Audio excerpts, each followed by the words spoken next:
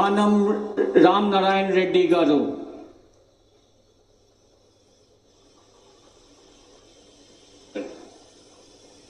నేను ఆనం రామనారాయణ రెడ్డి అనే నేను శాసనము ద్వారా నిర్మితమైన భారత రాజ్యాంగం పట్ల నిజమైన విశ్వాసం విధేయత చూపుతానని, భారతదేశ సార్వభౌమాధికారాన్ని సమగ్రతను కాపాడుతానని, ఆంధ్రప్రదేశ్ రాష్ట్ర మంత్రిగా నా కర్తవ్యాలను శ్రద్ధతో అంతఃకరణ శుద్ధితో నిర్వహిస్తానని, భయం కానీ పక్షపాతం కానీ రాగద్వేషాలు కానీ లేకుండా రాజ్యాంగాన్ని శాసనాలను అనుసరించి ప్రజలందరికీ న్యాయం చేకూరుస్తానని దైవ సాక్షిగా ప్రమాణం చేస్తూ ఉన్నాను.